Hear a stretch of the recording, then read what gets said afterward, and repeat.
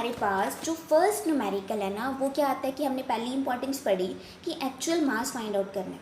तो वही हमारे पास पहला न्यूमेरिकल है कि हमें एक्चुअल मास फाइंड आउट करना है सिल्वर एटम का और जो कार्बन डाइऑक्साइड का मॉलिक्यूल है उसका। बहुत ही सिंपल न्यूमेरिकल है, बस जो हमने 2-3 कॉन्सेप्ट पहले पढ़े ना, डेफिनेशंस पढ़ी, बस वही अप्लाई करना है। देखो मैंने एक सॉल्व किया हुआ है। तो देखो 1 mole of silver atom equals to gram atomic mass of silver. ठीक है, पहली डेफिनेशन हमने ये लिख दी इन टर्म्स ऑफ मास।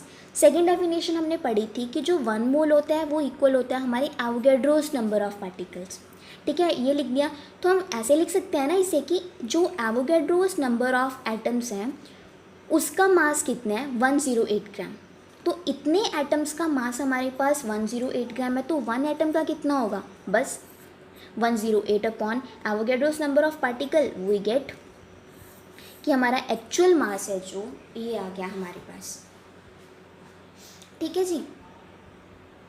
तो हम कह सकते हैं कि हमें अगर किसी भी एटम का मास फाइंड आउट करना हो ना, तो हम क्या करेंगे कि जो भी मास हमें गिवन है उसे हम डिवाइड कर देंगे एवोगैड्रोस नंबर ऑफ एटम्स, अगर एटम्स की बात कर रहे हैं। ठीक है, मॉलिक्यूल्स, अगर हम मॉलिक्यूल्स की बात कर रहे हैं तो हमारे पास ये एक्चुअल मास आ गया सिल्वर एटम का। नेक्स्ट हमारे पास आता है कार्बन डाइऑक्साइड। हमें अब इसका जो एक्चुअल मास है ना वो फाइंड आउट करना है। अब हमारे पास क्या है, ये मॉलिक्यूल है, तो हम किसके इक्वल लिखेंगे इसे, ग्राम मॉलिक्यूलर मास। ठीक है जी, ग्राम मॉलिक्यूलर मास के इक्वल लिखेंगे। एंड सेकंड डेफिनेशन के अकॉर्डिंग हम इसे लिखेंगे 6.022 इंटू 10⁻²3 मॉलिक्यूल्स ऑफ CO2। तो हम इसे ऐसे लिख सकते हैं ना कि इतने molecules of CO2 equals to 44 gram. हमें फाइंड आउट क्या करना है, बेसिकली हम वो देखेंगे। हमें फाइंड आउट करना था mass of 1 molecule of CO2। तो इतने मॉलिक्यूल्स का जो मास है वो हमारे पास हुआ है 44 ग्राम। तो 1 का कितना होगा, 44 divided by Avogadro's number, and we get actual mass of CO2 molecule. ठीक है, तो हमारे पास ये फर्स्ट न्यूमेरिकल था कि हमें किसी एटम का अगर हमें मास फाइंड आउट करना है ना, एक्चुअल मास, तो वो हम फाइंड आउट कर सकते हैं। मॉलिक्यूल है तो हम वो फाइंड आउट कर सकते हैं। तो नेक्स्ट न्यूमेरिकल हमारे पास आता है कि हमें number of atoms of constituent elements in 53 gram of Na2CO3। हमें फाइंड आउट करना है कि कितने नंबर ऑफ एटम्स है जो कॉन्स्टिट्यूएंट एलिमेंट्स इन 53 ग्राम। ठीक है, तो हमें number of atoms find out करने हैं बेसिकली। तो हम अब नंबर ऑफ एटम्स है ना वो फाइंड आउट करते हैं। बस है क्या कि हमें ना जस्ट क्या अप्लाई करना है कि मोल कॉन्सेप्ट के फार्मूलाज है जो वो अप्लाई करेंगे। तो देखो मोल कॉन्सेप्ट के अकॉर्डिंग हम क्या लिखेंगे कि जो हमारा 1 mole of Na2CO3 equals to, अब हमारे पास ये क्या है, एक आयनिक कंपाउंड है।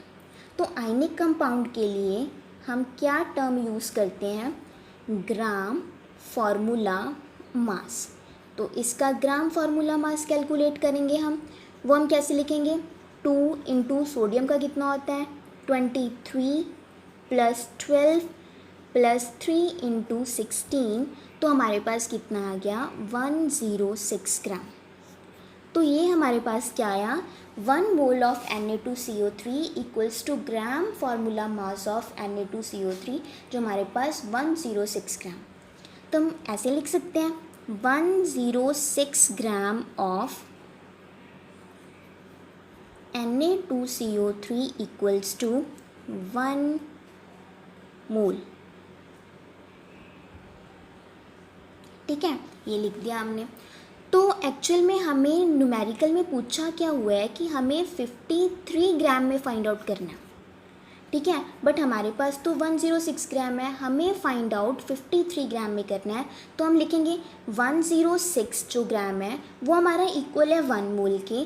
तो 53 ग्राम कितने के इक्वल होगा, 53 ग्राम इक्वल होगा 1 इंटू 53 अपॉन 106। तो हमारे पास ये डिवाइड करके ये 2 1/2 आ गया 0.5 मोल्स।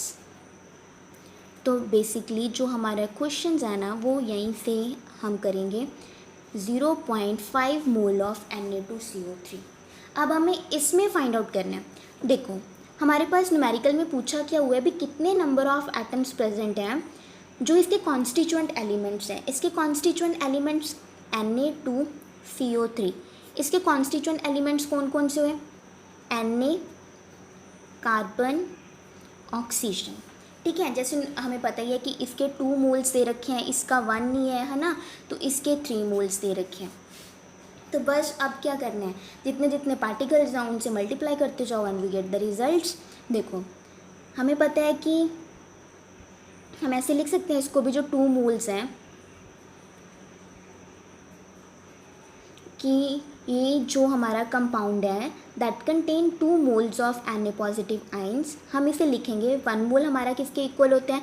6.022 इंटू 10⁻²3। ठीक है, इतने एटम्स होंगे क्योंकि हमारे पास 2 मोल्स दे रखे हैं, तो हम इसको 2 के साथ मल्टीप्लाई करेंगे, 2 इंटू Na, और लिख सकते हैं हम 2 इंटू 6.0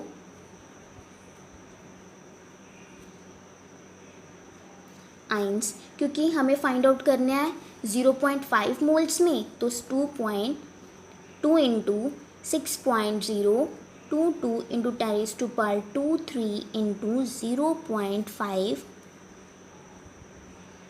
Na पॉजिटिव आइंस। तो सॉल्व करने के बाद जो हमारा रिजल्ट आएगा ना, वो आएगा 6.0 इतने Na पॉजिटिव आइंस जो कि प्रेजेंट हैं हमारे पास इस कंपाउंड में। तो सेम हम फाइंड आउट करेंगे कार्बन के लिए।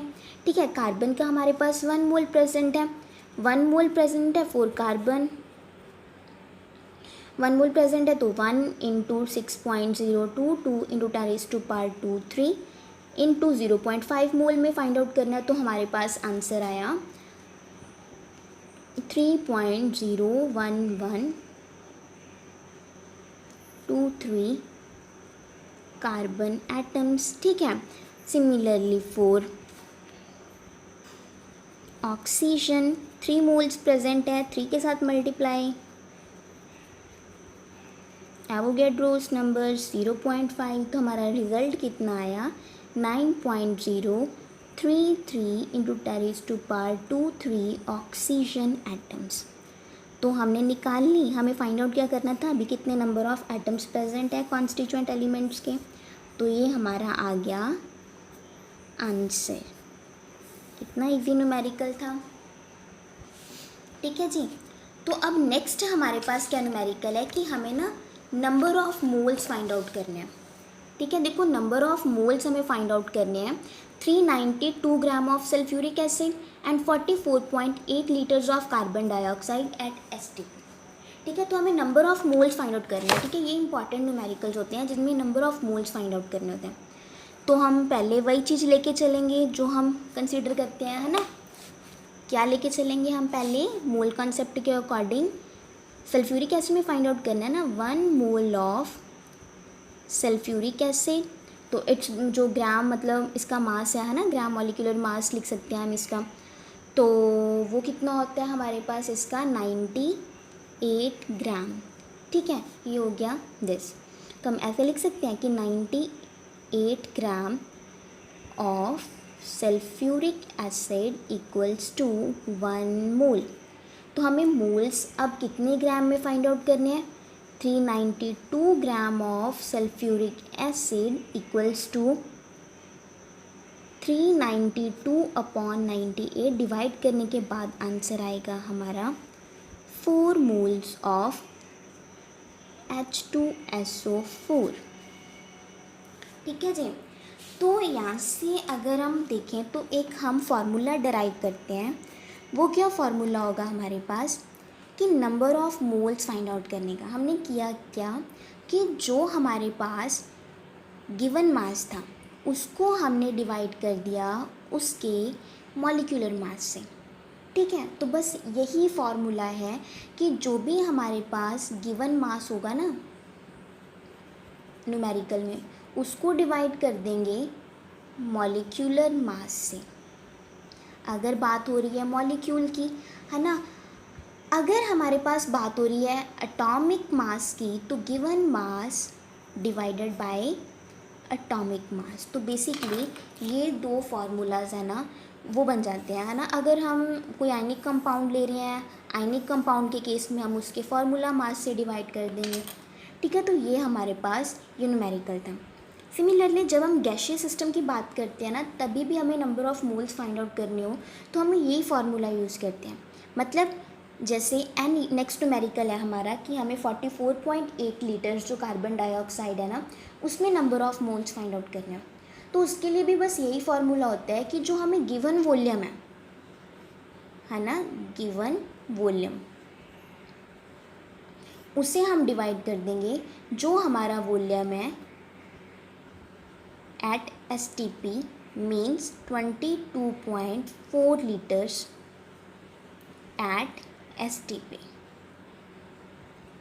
तो ये हमारा फार्मूला हो गया in case of gaseous system. तो बस हम न्यूमेरिकल सॉल्व कर लेते हैं। तो हमारे पास क्या था कि हमें क्या फाइंड आउट करना था, हमें फाइंड आउट करना था कि कितने नंबर ऑफ़ मोल्स प्रेजेंट है 44.8 लीटर्स ऑफ कार्बन डाइऑक्साइड। तो हम सॉल्व कर लेंगे। हमें number of moles find out करने हैं अकॉर्डिंग टू द फार्मूला। जो हमें गिवन वॉल्यूम है हम उसे डिवाइड कर देंगे, जो कि हमारा स्टैंडर्ड 22.4 लीटर्स एट STP। तो जो हमारा रिज़ल्ट आएगा ना, वो आएगा 2 मोल्स ऑफ CO2।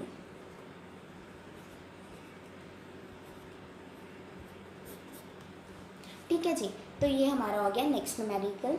अब हमारे पास एक लास्ट न्यूमेरिकल है, बस हमें वो सॉल्व करना है, तो हमारा ये कॉन्सेप्ट ख़त्म हो जाएगा। भी हमें फाइंड आउट करना है कि कितने नंबर ऑफ़ मॉलिक्यूल्स जो प्रेजेंट हैं 350 centimetres cube of NH3 gas at 273 kelvin temperature and 2 atmospheric pressure. तो हमें फाइंड आउट क्या करना है, भी कितने नंबर ऑफ़ मॉलिक्यूल्स प्रेजेंट हैं। ठीक है, NH3 जो हमें वॉल्यूम दे रखा है, उस वॉल्यूम में हमारे पास कितने मॉलिक्यूल्स है जो गैसेस के वो प्रेजेंट हैं। Very simple. तो हमने क्या, जब हमने डेफिनेशन की थी ना, तो हमने ये पढ़ा था कि amount of gas having volume equal to 22.4 litres at STP। ठीक है, तो बस वही कंडीशंस हमें यहाँ पे अप्लाई करनी है। जो जो हमें कंडीशंस गिवन है वो लिखेंगे।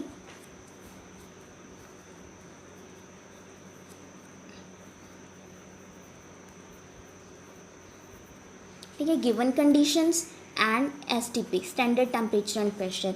तो हमें दे क्या रखा है, वॉल्यूम दे रखा है वो कितना है 350 सेंटीमीटर क्यूब, टेम्परेचर दे रखा है 273 केल्विन, फिर हमें प्रेशर दे रखा है वो कितना है 2 ATM।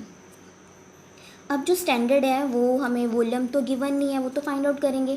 टेम्परेचर हमें दे रखा है, हमें पता ही होता है कि जो स्टैंडर्ड टेम्परेचर है वो 273 केल्विन। जो प्रेशर है वो हमें पता होता है कि 1 ATM। ठीक है, ये हमारे पास प्रेशर होता है। तो हमें ना अब V2 फाइंड आउट करना है। तो वो V2 हम कैसे निकालेंगे, हम क्या करेंगे कि यहाँ पे ना गैस इक्वेशन अप्लाई करेंगे। गैस इक्वेशन अप्लाई करेंगे तो हम इन दोनों इक्वेशंस को कंपेयर करके हम जो V2 की वैल्यू है ना वो निकाल लेंगे। तो हम क्या अप्लाई करेंगे, gas equation applying gas equation. तो gas equation P1V1 upon T1 equals to P2V2 upon T2। तो ये हमारे पास गैस इक्वेशन है। बस क्या करना है, वैल्यूज़ पुट करनी है। P1 कितना है 2, तो V1 कितना है 350 सेंटीमीटर क्यूब, टेम्परेचर 273, T2 कितना दिया हुआ है 1, और हमारे पास ये हमें फाइंड आउट करना है, और T2 हमारे पास है 273। तो क्योंकि सॉल्व करने के बाद हमारे पास जो आंसर है ना वो आ जाएगा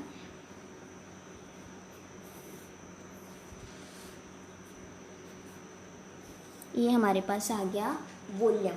ठीक है, तो हमने वॉल्यूम है जो स्टैंडर्ड कंडीशंस पे वो फाइंड आउट कर लिया। तो अब हम फिर वही मोल कंसेप्ट अप्लाई करेंगे अपना। तो 1 मोल ऑफ NH3 हमें फाइंड आउट क्या करना है, हमें फाइंड आउट करना था कि कितने नंबर ऑफ़ मॉलिक्यूल्स जो प्रेजेंट हैं NH3 गैस में। तो मोल कॉन्सेप्ट के अकॉर्डिंग क्या लिखेंगे, एक तो हमारे पास ये वाली डेफिनेशन होती है कि इतने मॉलिक्यूल्स होंगे। ठीक है, सेकेंड डेफिनेशन जो हमने की थी वो क्या थी कि amount of gas having volume 22.4 litres at STP। ठीक है, 2.4 लीटर्स एट STP। तो हम इसे भी इस यूनिट्स में कन्वर्ट करेंगे 1000 के साथ मल्टीप्लाई करके, तो ये हमारे पास आ गया सेंटीमीटर क्यूब एट STP। अब ध्यान से देखना कि जो इतना वॉल्यूम है, ठीक है, इतना वॉल्यूम है that contain Avogadro's number of molecules at STP। ठीक है, इतना जो वॉल्यूम है ना उसमें इतने नंबर ऑफ मॉलिक्यूल्स प्रेजेंट है, तो हमें फाइंड आउट कितने में करना है, 700 में। तो 700 सेंटीमीटर क्यूब में कितने पार्टिकल्स होंगे या मॉलिक्यूल्स होंगे, NH3 will contain Avogadro's number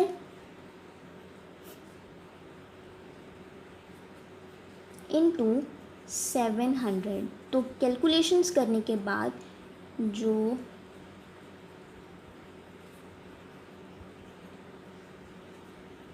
हमारे पास ये आ गया आंसर भी, इतने मॉलिक्यूल्स हैं जो वो प्रेजेंट है हमारे 700 सेंटीमीटर क्यूब में नंबर ऑफ मॉलिक्यूल्स। ठीक है, तो ये था न्यूमेरिकल्स। बस थोड़ा सा इसमें ये कॉम्प्लिकेशन थी कि हमने गैस इक्वेशन अप्लाई करी है और कुछ नहीं। आई होप ये न्यूमेरिकल आपको समझ आया होगा। Thanks for watching.